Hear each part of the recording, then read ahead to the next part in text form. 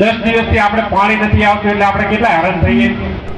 ગુજરાતનો પ્રશ્ન છે, આખા ગુજરાતના પ્રશ્નોને એક આપણા વિસ્તાર પૂરતો પ્રશ્ન હોય તો આપણે હલ કરી શકીએ, પણ આખા કચ્છ જિલ્લામાં પણ તમામને પીવાનું પાણી પણ નથી મળતું, એના માટે પણ રજૂઆતો છે। પણ કોઈક એના નિયમોના કારણે જે પાણી આપણને બાજરીને મળી જાય તો દાણા અને ઘાસ થાય એવું છે, એટલે સાહેબને રજૂઆત કરી કોઈ ગમે તે વાતો કરતા હોય, પણ પાણી માટે હું સીએમ સાહેબને 5 વખત મળ્યો હતો। સ્વાગત છે અને હું દેવરાજ ઠાકોર આપનું સ્વાગત કરું છું અને ચેનલ પર નવા હોય તો પહેલા ચેનલને સબસ્ક્રાઇબ કરી દેજો।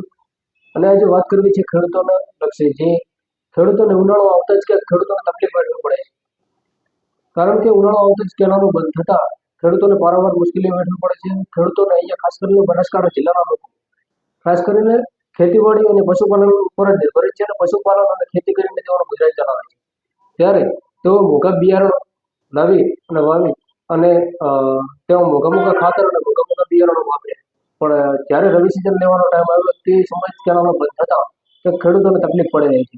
ત્યારે ખેડૂતોએ માલસણ ગામે યજ્ઞ કર્યો, અમે યજ્ઞમાં ગુલાબસિંહ રાજપૂત પણ હાજર રહ્યા અને ત્યારબાદ અત્યારે વાવ વિધાનસભાના ધારાસભ્યએ પત્ર લખ્યો મુખ્યમંત્રીને, ત્યારબાદ બનાસકાંઠાના એમપી સાંસદ ગનીબેન ઠાકોરે પણ પત્ર લખી રજૂઆત કરી અને ગુલાબસિંહ રાજપૂતે પણ પત્ર લખી રજૂઆત કરી। ત્યારે ભાભર ખાતે એક હોસ્પિટલના ઓપનિંગ દરમિયાન સૌરભજી ઠાકોર તે હાજર રહ્યા અને સૌરભજી ઠાકોરે શું કહ્યું, સિંચાઈના પાણી બાબતે સૌરભજી ઠાકોરે શું કહ્યું એ આવો સાંભળી આ વિડીયો। માધવ હોસ્પિટલ એનું ઓપનિંગ તેમાં ઉપસ્થિત આપણા બટુક મોરારી સંતશ્રી, આપણા થરાદથી બધાએ કરશનભાઈ ડૉક્ટર સાહેબ, કૃષ્ણ હોસ્પિટલ, તેમજ આપણા ડિરેક્ટર શ્રી લાલજીભાઈ, હરજીભાઈ પાંજાબા, સમજબા, પૂર્વ પ્રમુખ અમરતભાઈ માળી, સર્વ મંચસ્થ મહેમાન અને અહીં પધારેલા તમામ મહેમાનો, આજે આમ તો આપણા ભાભરનગર માટે ખુશીનો દિવસ કહેવાય। ગઈકાલે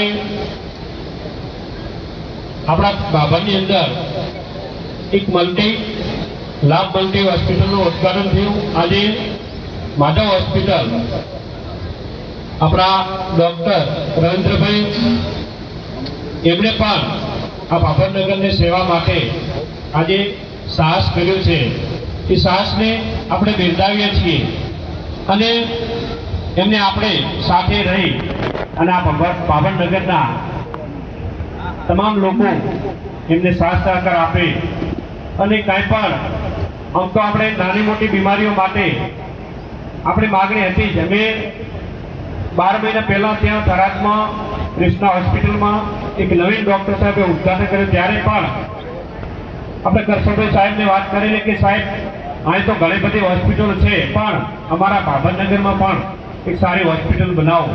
તો અત્યારે હોસ્પિટલનું જ્યારે આપણે જોઈ રહ્યા હતા ત્યારે ઘણી બધી સુવિધાઓ ઉપલબ્ધ કરી છે, એવી સુવિધાનો આપણે અહીં જરૂર હતી અને ક્યાંય આપણે ઇમરજન્સી ક્યાંય બહાર ન જવું પડે।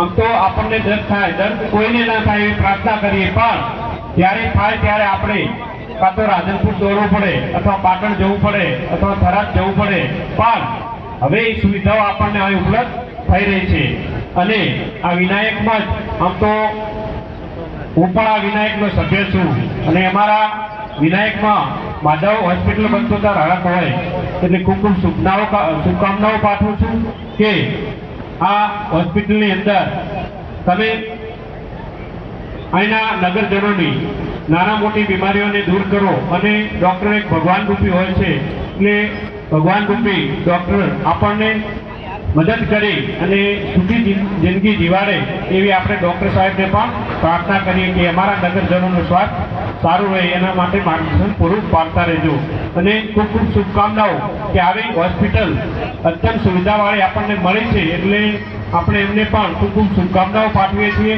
બસ મારે એટલું જ કહેવું હતું અને આવનારા સમયમાં આપણો સમય આમ તો થોડી વાત રાજકીય પણ કરું, કારણ કે લોકો આપણા અહીં ભેળા થયા ત્યારે 10 દિવસથી આપણે પાણી નથી આવતું એટલે આપણે કેટલા હેરાન થઈએ। જ્યાં જોઈએ રોજ 400-500 ફોન આવે કે પાણી છોડાવો, પાણી છોડાવો.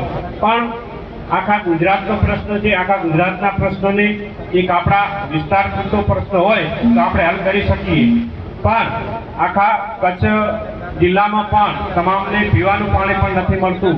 એના માટે પણ રજૂઆતો છે. પણ કોઈક એના નિયમોનું કારણ હોય, એના કારણે પાણી આવી શક્યું નથી. પણ એમ છતાં હું આપણા પ્રજાજનો માટે આવતીકાલે સીએમ સાહેબને મળવાનો છું અને મળીને રજૂઆત કરવાનો છું કે સાહેબ થોડા સમય ભલે સાફ સફાઈ કરવાની હોય, કેનાલો તૂટી રિપેરિંગ કરવાની હોય, પણ આપણે અહીં પાણી બે પાણી આપણને બાજરીને મળી જાય તો દાણા અને ઘાસ થાય એવું છે. એટલે સાહેબને રજૂઆત કરી અને પ્રોસેસ કરી અને વિનંતી કરશો કે સાહેબ 10 દિવસ અમને પાણી લેટ આપો તો 10 દિવસ અત્યારે આપો, એવી રજૂઆત કરવા કાલે જવાનો છું. એટલે ચિંતા ના કરશો, કાંઈ નહીં, તમારા માટે જાગૃત જ છું.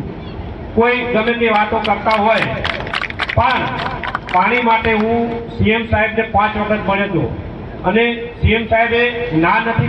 ફરી મળીશું, ત્યાં સુધી